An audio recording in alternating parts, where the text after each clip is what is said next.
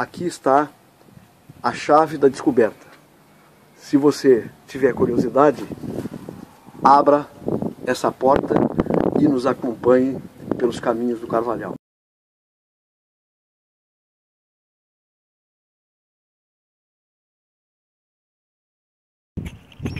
Continuando a caminhada pela nossa genealogia, vamos agora para Guimarães, região norte de Portugal. Aqui encontramos a ponta mais antiga do ramo dos Carvalhais, ao qual estamos ligados. No início do século XV, viveu nesta região Domingos Esteves do Carvalhal. Ele deve ter nascido por volta de 1390, é o nosso 16º avô. Guimarães é uma cidade no norte de Portugal, que fica localizada a cerca de 20 quilômetros de Braga e 60 quilômetros da cidade do Porto. A região na qual Guimarães está integrada é de povoamento permanente desde pelo menos a Idade do Cobre, entre 3.300 a 1.200 a.C. É o que podemos perceber nas ruínas de povoados que foram construídos com estruturas predominantemente circulares, as citâneas, como, por exemplo, a Citânia de Briteiros.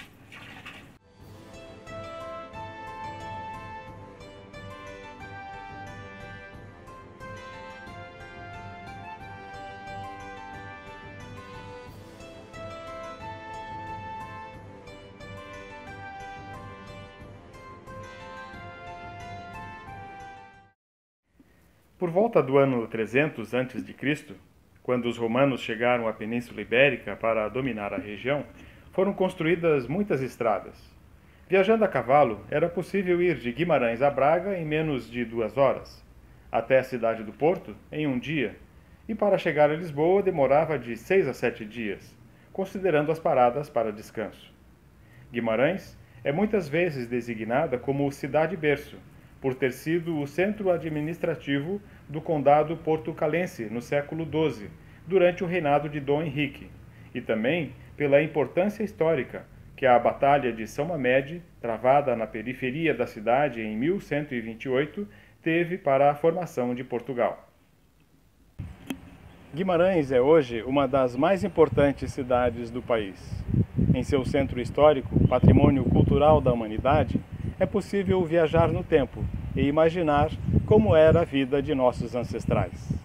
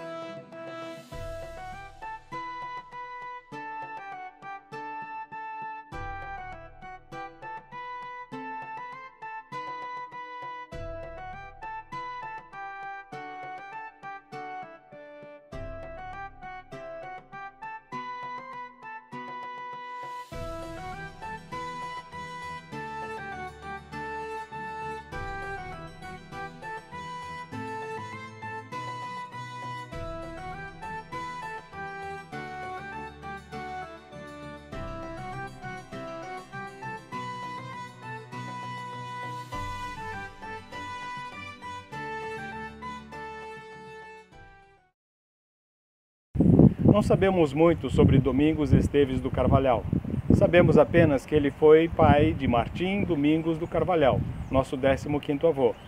Mas acreditamos que, de alguma forma, ele esteja ligado a Álvaro Gil de Carvajal, que chegou a Évora-Monte, Portugal, por volta de 1300, pois os descendentes de Domingos do Carvajal, que viveram em Angra do Heroísmo, nos Açores, usavam o mesmo brasão dos Carvalhais, descendentes de Álvaro Gil de Carvajal. Quanto ao filho de Domingos, temos mais algumas informações. Martim nasceu no início do século XV, por volta de 1410, e conforme Carta Régia de 1435, recebeu o senhorio do Casal do Carvalhal da freguesia do Monte de Santa Marinha da Costa, concelho de Guimarães. Isso significa dizer que ele tinha o direito e a responsabilidade para administrar uma área de terra e passar parte da renda para a coroa portuguesa. Quando Domingos do Carvalhal, seus filhos e netos viveram em Guimarães, a população portuguesa estava passando por grandes transformações políticas e econômicas. Portugal inicia o século XV com o rei Dom João I, que conquistou o reino vencendo a batalha contra os reinos de Castela e França em 1385. Em 1415, ocupou Celta, que, segundo alguns historiadores, é o marco da política de expansão ultramarina e do espírito centralizador do rei. O próximo rei foi Dom Duarte I, que reinou por apenas 4 anos. Foi mais interessado em escrever livros de poesia e revisar as leis. Na tentativa de ampliar os domínios no norte da África, foi mal sucedido. Mas foi seu irmão, o infante Dom Henrique, que teve destaque na história de Portugal, por ser sob o seu comando que a arte da navegação se desenvolveu. A seguir vem Dom Afonso V, mas, por ter apenas 6 anos, foi seu tio, Dom Pedro, duque de Coimbra, quem ficou com a regência por 7 anos, sendo generoso aos nobres para que o apoiassem. Dom Afonso V assumiu o governo aos 16 anos. Jovem e inexperiente, foi controlado pelos nobres, em especial pelo Duque de Bragança. Foi durante seu reinado que Portugal expandiu seus domínios no norte da África. Dom João II assumiu o reinado com 22 anos, após seu pai abdicar ao trono. Indo para o outro extremo, Dom João II eliminou o poder dos nobres, extinguiu a Casa de Bragança, tomando todo o seu patrimônio, reorganizou o Estado, restabeleceu as relações diplomáticas com outros reinos, firmou com o Reino de Castela o Tratado de Tordesilhas, buscou o caminho marítimo para a Índia e aumentou a exploração comercial. Seu reinado durou apenas 6 anos, e ele não deixou herdeiros. Quem assumiu o trono, no final do século XV, foi Dom Manuel I, primo de Dom João II. Para tornar-se rei, teve o apoio da nobreza. Restaurou a Casa de Bragança. Casou-se com a filha dos reis de Aragão e Castela e, como parte do acordo, instalou a Inquisição em Portugal, forçando os judeus a se converterem ao cristianismo.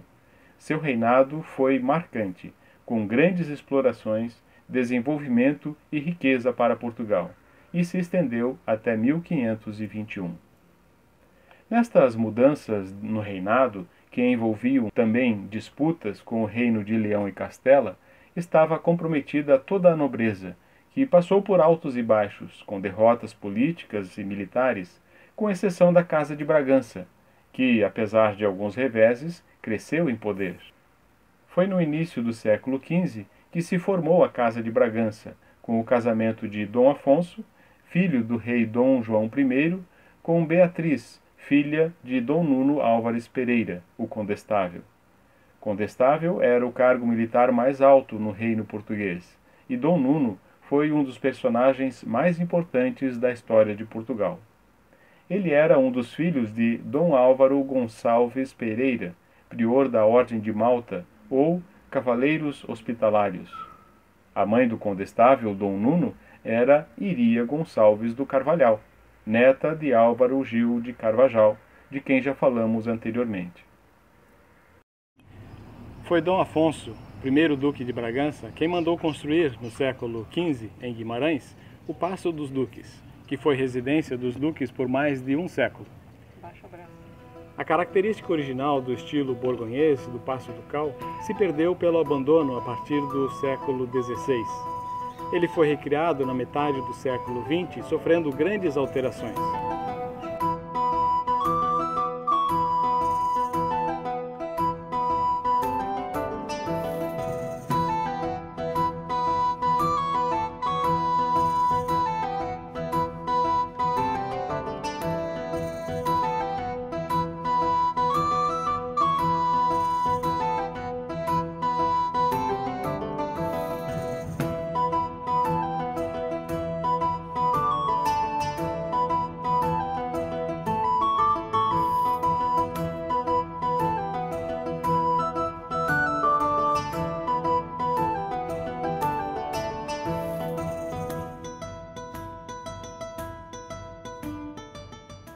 Fico imaginando nosso 15º avô, Martim Domingues do Carvalhal, senhor do casal do Carvalhal, frequentando este palácio e em alguma cerimônia promovida pelos duques. Ele fazia parte da burguesia portuguesa desse período.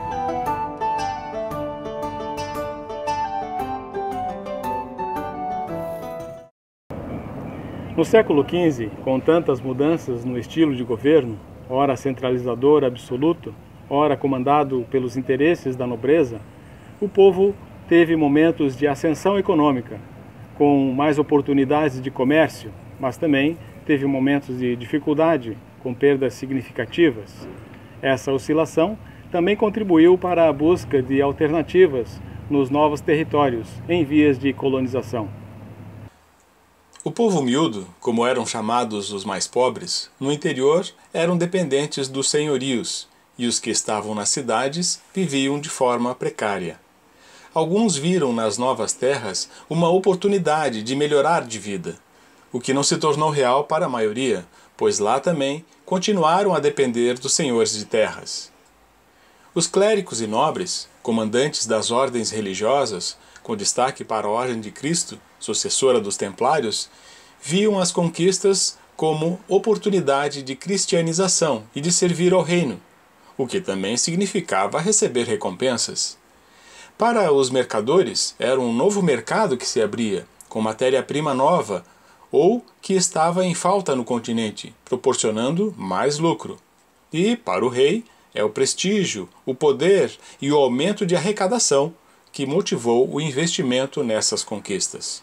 Contudo, os lavradores, senhores de terras, como era o caso de nosso 15º avô, Martim Domingos do Carvalhal, enfrentaram dificuldades com a diminuição de mão de obra e o consequente recuo da produção de suas lavouras. Isso fez com que muitos saíssem do continente ou enviassem seus filhos para embarcar com as armadas de conquista e exploração de novos territórios no norte da África e nas ilhas que estavam em processo de colonização. Época em que nossos ancestrais viveram em Guimarães, florescia o Renascimento na Europa, marcado por grande desenvolvimento tecnológico e muitas transformações em diversas áreas da vida. Em 1488, foi impresso em Chaves, a 100 quilômetros de Guimarães, o primeiro livro em língua portuguesa, a obra pastoral chamada Sacramental, o que ocorreu pouco mais de 30 anos depois de Gutenberg revolucionar a imprensa com a primeira Bíblia impressa em 1450. Jan van Dyck, pintor flamengo do gótico tardio, após ir a Portugal para pintar o retrato da princesa Isabel de Portugal entre 1428 e 1429, certamente influenciou o desenvolvimento da arte portuguesa, junto com escultores e entalhadores, também de Flandres. Nuno Gonçalves foi um dos pintores da corte do rei Dom Afonso V, sendo este o provável pintor dos painéis de São Vicente, criados para o Paço de São Vicente de Fora, em Lisboa. Foi em 1436 que Brunelleschi concluiu a cúpula da Catedral de Santa Maria del Fiore, ou o Duomo de Florença, um marco da arquitetura renascentista. Porém, em Portugal, a arquitetura tomou rumos próprios, mesclando o gótico com alguns elementos renascentistas italianos e espanhóis, além da influência moura, dos símbolos marinhos e da navegação, o que resultou no estilo conhecido posteriormente como manuelino, em referência ao rei Dom Manuel I. Dom Afonso, que preferia a arte à guerra, entre outras ações culturais, promoveu o desenvolvimento da música, chamando grandes músicos para lecionar na Universidade de Coimbra, uma das universidades mais antigas do mundo. Por volta de 1470, nasceu, também em Guimarães, conforme alguns autores, o primeiro grande dramaturgo e poeta português, Gil Vicente, cuja obra reflete as mudanças da passagem da Idade Média para o Renascimento, do rompimento de regras rígidas para o questionamento e a subversão.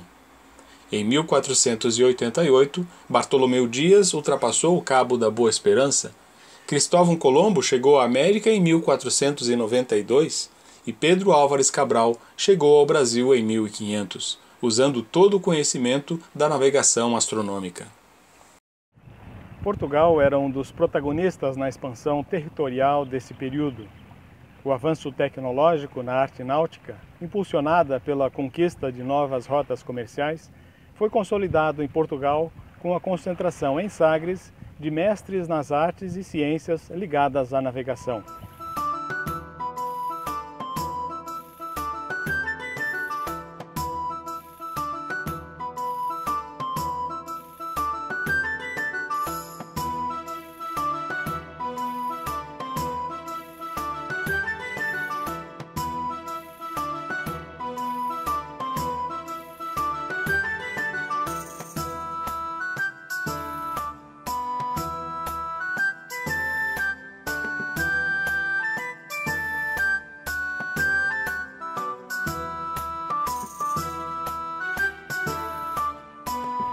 Já no final do século XV e início do XVI, seguindo com a manutenção das conquistas e expansão do território português, Dom Manuel I fez de Portugal um dos países mais ricos e poderosos da Europa.